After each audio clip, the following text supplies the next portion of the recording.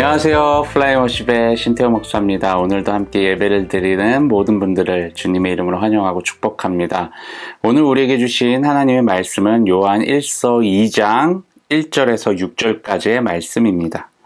나의 자녀들아, 내가 이것을 너희에게 쓰면 너희로 죄를 범하지 않게 하려 함이라. 만일 누가 죄를 범하여도 아버지 앞에서 우리에게 대언자가 있으니 곧 의로우신 예수 그리스도시라. 그는 우리 죄를 위한 화목제물이니 우리만 위할 뿐 아니요 온 세상의 죄를 위하심이라. 우리가 그의 계명을 지키면 이로써 우리가 그를 아는 줄로 알 것이요 그를 아노라 하고 그의 계명을 지키지 아니하는 자는 거짓말하는 자요 진리가 그 속에 있지 아니하되 누구든지 그의 말씀을 지키는 자는 하나님의 사랑이 참으로 그 속에서 온전하게 되었나니 이로써 우리가 그의 안에 있는 줄을 아노라. 그의 안에 산다고 하는 자는 그가 행하시는 대로 자기도 행할지니라. 아멘. 여러분, 우리가 살아가면서 정말 진심으로 누군가의 삶을 응원한 적이 있지 않습니까? 정말 뭐든지 잘 되었으면 좋겠고 또 누군가로부터 인정을 받는, 그리고 또 존경을 받는 그런 삶을 살았으면 좋겠고, 그리고 그의 삶이 정말 깨끗하고 좀 완전한 삶이 되었으면 좋겠다라는 이런 것들을 진심으로 바란 적이 있지 않습니까? 그렇다면 그 사람을 진심으로 사랑하고 있다는 것이 바로 이 증거예요. 사랑하기 때문에, 그 사람을 사랑하기 때문에 그 사람이 정말 잘 되었으면 좋겠고, 그 사람이 정말 삶이 조금 더 깨끗했으면 좋겠고, 남들로부터 많은 인정을 받았으면 좋겠고 라는 마음이 들게 된다는 거예요. 사랑으로 인하여서. 근데 그 상대방이 여러분 누구예요? 가까운 친구가 될 수도 있고요. 선배가 될 수도 있고, 후배가 될 수 있고, 또는 어떤 영적인 자녀들이나 영적인 제자나 내 가족이 될 수도 있어요. 근데 가장 쉽게 봤을 때, 그냥 저 같은 경우에는 자녀들인 것 같아요. 자녀들.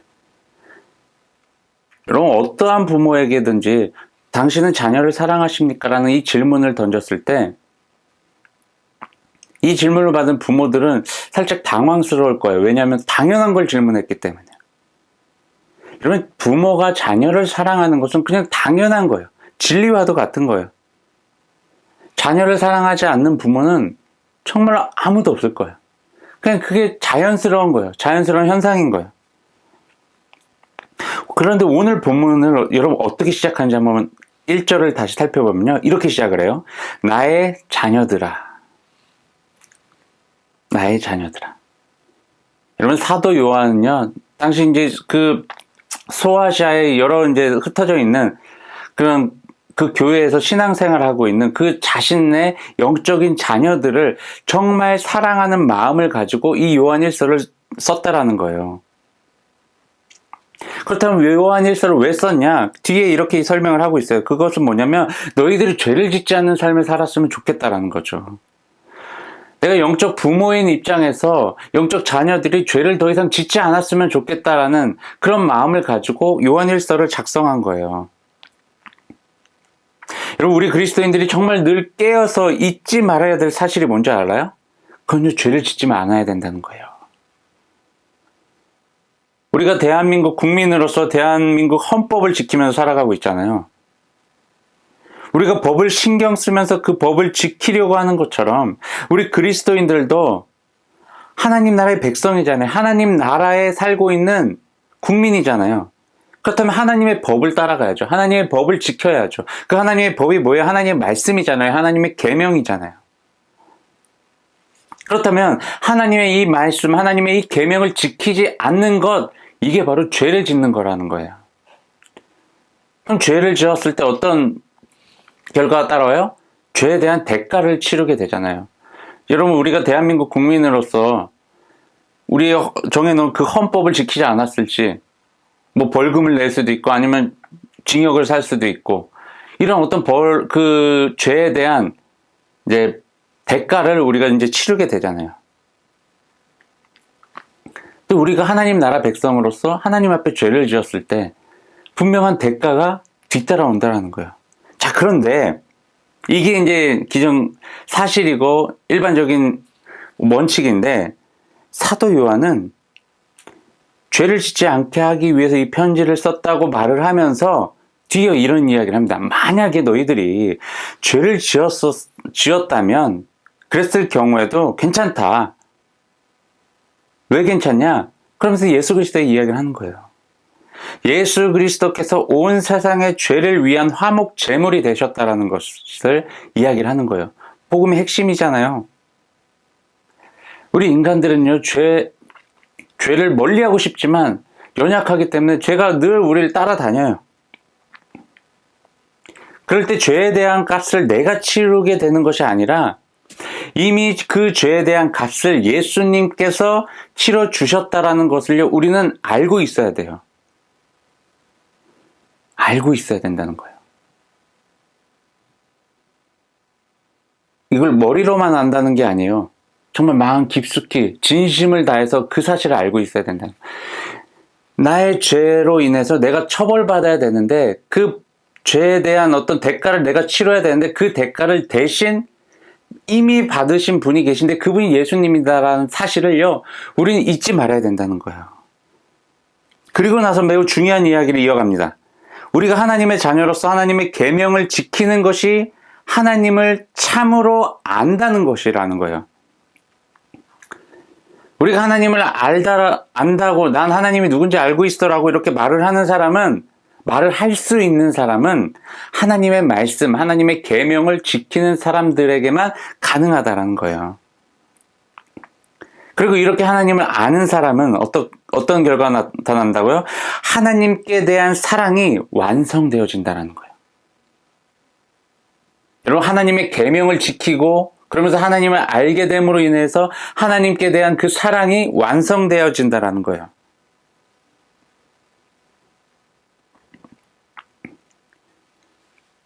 그렇다면 이렇게 하나님 안에 있는 사람, 그러니까 결국 하나님에 대한 그 사랑이 완성되어진다는 것은 무엇을 증명하는 거냐면 내가 하나님 안에 있다라는 것을 이제 증명한다는 거예요. 그렇다면 이렇게 하나님의 안에 있는 사람, 하나님 안에 거하고 있는 사람은요, 어떠한 삶을 살아갈 수밖에 없냐고 성경은 이야기를 하냐면 예수 그리스도의 삶을 마땅히 살아가게 된다는 것이요. 그래서 우리는 하나님의 계명과 하나님을 안다는 것, 그리고 사랑이 완성되어진다는 것, 그리고 하나님 안에 산다는 것, 그리고 예수 그리스도의 삶을 산다는 것, 이 관계를요, 우리가 잘 이해할 필요가 있어요. 하나님 안에 있는 사람은요, 어떠한 삶을 살아가게 되는지 한번 먼저 살펴보면 바로 예수 그리스도의 삶을 따라간다고 이야기를 하고 있어요. 여러분, 한번 각자 우리의 삶을 오늘 말씀 앞에 한번 점검해 봅시다. 내 삶은 정말 예수 그리스도의 삶을 따라 살아가고 있는 삶인지, 내가 정말 하나님 안에 거하며 살아가고 있는지를 여러분 한번 생각해 보자라는 거예요. 그렇다면 결국 내 삶에서 하나님의 사랑이 온전히 완성되어지지 못한 그런 불완전한 상태로 남아있는지, 아니면 정말 하나님 안에 거하고 있기 때문에 하나님의 사랑을 온전히 누리며 그 사랑의 완성을 이루어가는 삶을 살아가고 있는지, 이것을 한번 계속 점검해 보자라는 거예요.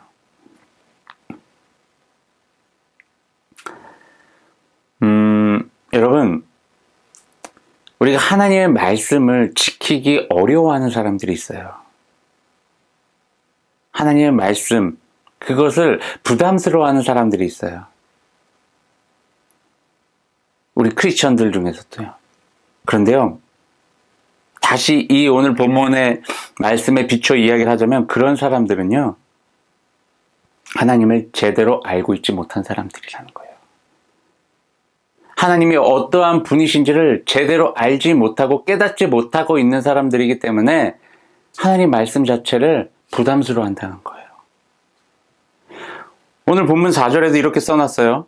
하나님을 알고 있다고 하면서 하나님의 계명을 지키지 아니하는 사람은 거짓말쟁이요. 그 사람 속에는 진리가 없습니다. 다시 말씀드릴게요. 사도 요한은요, 초신자들에게 이 글을 쓴 게 아니에요. 소아시아의 여러 교회에 보낸 거예요. 이미 신앙생활을 시작을 하고 있는, 어떻게 보면 이제 스스로 나는 그리스도인이다라고 말하는 그런 사람들에게 쓴 거예요. 우리 그리스도인들이 나는 매주 교회를 잘 나가고 있기 때문에 난 신앙생활 열심히 하고 있다라고 생각을 하면서 내가 신앙의 어떤 안전지대에 서 있다라고 생각해서는 절대 안 됩니다. 신앙생활은 교회를 다니는 것으로 완성되어지는 것이 아니에요. 교회라는 공동체는요, 나의 신앙을 점검할 수 있도록 도와주는 곳이에요. 그리고 또는 나의 신앙이 완성되어 갈 수 있도록 도움을 주는 곳이에요. 사도 요한도 이미 교회를 열심히 다니고 있는 당시 그리스도인들에게 이 요한일서를 보냈어요. 근데 내용이 어땠어요? 초신자들이 받아야 되는 그런 내용들이었잖아요. 우리가 오늘 본문 중에서 조금 더 집중해서 보면 좋은 단어, 조금 묵상을 했으면 좋은 단어, 그게 뭐냐면 거짓말쟁이에요. 여러분, 우리가 정말 거짓말쟁이와 같은 그런 신앙생활을 하고 있지는 않습니까? 하나님을 믿는다고 하면서, 하나님을 안다고 하면서, 하나님의 말씀을 듣거나 볼 때 아무런 감동을 받지도 못하고 있지는 않습니까? 그리고 하나님의 말씀이 들려졌을 때도 어떠한 결단도 내리지 못하고 어떠한 삶의 변화도 일으키지 못하고 살아가고 있지는 않습니까? 여러분, 우리 그리스도인들이 절대로 정말 꼭 잊지 말고 행해야 되는 것은 무엇이냐면 하나님의 계명을 지키는 거예요. 즉 하나님의 말씀을 지키는 거예요. 이것을 우리는 순종이라고 이야기를 합니다. 이 순종은요, 예수님의 삶을 살아가는 그 삶 자체를 이야기를 합니다. 우리 그리스도인들 정말 수도 없이 듣고 배웠잖아요. 예수님께서 어떠한 삶을 사셨는지, 어떻게 태어나셨고, 그리고 어떠한 이야기들을 행하셨고, 어떠한 행적들을 행하셨고, 어떻게 죽으셨는지, 어떻게 부활하셨는지, 어떻게 승천하셨는지 다 알잖아요. 예수님이 어떻게 살았는지. 그 삶을 살아가는 것이 그리스도인의 순종이라는 거예요. 다시 말하면 이렇게 순종하며 예수 그리스도의 삶을 살아가는 사람들이 그리스도인이다.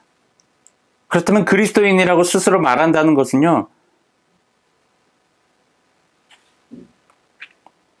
여러분, 이러한 삶이 가능해졌을 때 나는 그리스도인이다라고 말할 수 있다는 거. 근데 이러한 예수 그리스도의 삶을 따라가지도 않으면서 나는 그리스도인입니다라고 말하는 사람들, 어떤 사람들이라고요? 거짓말쟁이라는 거예요. 솔직히 우리 거짓말쟁이를 참 오랜 세월 살아오지 않았습니까? 그리스도인이라고 하면서 주변 사람들을 미워하거나 증오하거나, 그리스도인이라고 말하면서 교회 안에서 자신의 어떤 기득권 세력을 유지하기 위해서 또 그 세우기 위해서 누군가를 희생시키진 않았어요? 그리스도인이라고 말하면서 사랑하는 가족들에게 상처를 주는 말을 하거나 행동을 하진 않았나요? 정말 그리스도인이라고 하면서 하나님 말씀 앞에 무감각한 그런 인생을 살아가진 않았습니까? 여러분, 우리 그리스도인들은요, 죄가 없어야만 됩니다. 이게 그리스도인의 정체성이에요. 여러분, 죄를 짓지 맙시다. 아니, 그 전에요, 우리가 하나님을 좀 두려워했으면 좋겠어요. 여러분, 솔직히 운전하시는 분들, 도로에서 이제 자동차를 이제 운전하고 가시다가 내비게이션에서 이제 앞에 몇 미터 앞에 단속 카메라가 있습니다. 뭐 60km 이하로 주행해 주세요. 라는 이제 멘트가 들렸을 때부터 긴장하잖아요. 자, 이제 속도 줄일 준비하자. 단속 카메라 이제 그때 되면은 완벽하게 60km 이하로 가서 단속 카메라에 그거를 이제 피해 가자. 뭐 이런 생각을 갖고 주행을 하잖아요. 왜 그래요? 단속 카메라가 두렵잖아요. 단속 카메라에 찍히면 뭐 어떻게 돼요? 뭐 4만 원에서부터 뭐 7만 원 뭐 이렇게까지 돈이 나가잖아요. 벌금 나오잖아요. 하지 말라는 것을 했다는 것을 내가 이제 경찰청에다가 증거 자료를 제출하는 거야. 내 속도가 이제 넘었다는 그 증거 자료가 제출되면서 그걸로 인해서 내가 벌금을 맞게 되잖아요. 그러다 보니까 그것을 아니까 단속 카메라가 두려운 거잖아요. 그 몇만 원 내기 싫어서, 벌금 몇만 원이 내는 것이 무서워서. 여러분, 정말 우리가 단속 카메라를 하나님보다 더 두려워하지는 않고 있지 않나요? 여러분, 하나님께서는요, 살아계세요. 그리고 항상 매 순간순간마다 우리가 어떠한 일을 행하는지, 어떠한 말을 하는지 다 지켜보고 계세요. 그러면 단속 카메라는 그 앞에서만 속도를 줄이면 돼요. 근데 하나님께서는요, 늘 우리를 지켜보고 계세요. 우리 인생 처음부터 마지막까지 계속 쭉 지켜보고 계신 분이 하나님이세요. 그런 하나님의 시선을 우리는 좀 매 순간순간마다 의식하시길 바랍니다. 의식한다는 게 뭐예요? 매 순간순간마다 하나님의 계명이 무엇인지, 하나님의 말씀이 무엇인지를 우리가 지켜야 된다는 거예요. 순종하며 살아가야 된다는 거예요. 여러분, 순종하는 마음이 어떻게 생겨나는지 아세요? 두려워하는 마음으로부터 생겨나는 거예요. 막 무서워한다 이게 아니에요. 이 개념이 아니에요. 두려워하는 거예요. 이 두려움을요, 우리는 조금 이제 유화시켜서 경외하다라고 이렇게 표현을 했지만, 조금 더 와닿는 표현은 이 두려움이에요, 두려움. 하나님 조금 더 두려워합시다. 하나님을 너무 편하게 생각하지 마세요. 물론 하나님께서는 우리와 너무나도 친밀하게 삶을 함께 하시는 분이세요. 근데 그렇다고 해서 하나님의 존재를 우리가 잊어버리면 안 된다는 거예요. 하나님의 정체성을 우리가 잊어버려서는 안 된다는 거예요. 하나님은요, 창조주 하나님이시고, 이 세계의 질서를 만드신 분이시고, 그 질서를 유지시키는 분이세요. 이 사실을 잊어버린 채 겁도 없이 내가 하나님의 말씀에 순종하지 않고, 하나님이 세워놓은 그 계명에 순종하지 않고 내 멋대로 살아가는 그런 죄악된 행위를 우리는 수도 없이 반복해 왔다라는 거예요. 이제는 우리가 좀 하나님을 두려워하는 마음으로 하나님의 살아계심을 날마다 믿고 정말 그분의 그 말씀에 순종하는 저와 여러분이 되기를 바랍니다. 우리 그리스도인들은요, 하나님을 세상의 그 어떠한 것보다도 두려워해야 할 줄 알아야 돼요. 두려워해야 돼요. 그리고 그분의 진리의 말씀을 따라 순종하는 삶을 살아가는 것이 바로 우리 그리스도인들의 삶이 될 줄로 믿습니다. 저와 여러분이 정말 하나님을 두려워하는 그 경외하는 마음을 갖고 하나님의 살아계신 그 말씀 앞에 순종함으로 나아가는 저와 여러분이 되게 주님의 이름으로 축원합니다. 기도하겠습니다. 사랑과 은혜가 충만하신 하나님, 참으로 감사합니다. 하나님께서 오늘 이 시간에도 하나님의 말씀을 들려주시고 또 하나님께서 귀한 뜻을 우리에게 깨닫게 해주시니 감사합니다. 하나님, 우리 그리스도인들이 하나님을 조금 더 두려워하게 하시고, 그래서 하나님의 말씀이 우리의 삶 가운데 살아 역사할 수 있도록 그 말씀 앞에 온전히 순종함으로 반응할 수 있는 우리 그리스도인들 되게 하여 주시옵소서. 이 시간 주님 앞에 귀한 예물을 올려드립니다. 예물이 쓰여지는 곳마다 하나님의 나라가 확장되어지게 하시고 하나님의 이름이 널리 전파되어지게 하시며 하나님의 사랑 또한 전달되어질 수 있도록 도와주시옵소서. 그 물질을 드린 손길을 주님께서 기억하시고 저들의 삶 가운데 감사와 찬양의 고백이 넘쳐나게 하시며 하나님의 은혜가 풍성하게 임하게 하여 주시옵소서. 이제는 우리 주 예수 그리스도의 십자가의 은혜와 하나님의 넓고 크신 사랑하심과 성령님의 보호, 인도, 동행하심이 오늘 이 자리에 모여 하나님 앞에 하나님을 두려워하며 하나님의 말씀을 따라 살아가겠다라고 결단한 모든 그리스도인들 위해 지금으로부터 영원까지 함께하기를 간절히 축원하나이다. 아멘.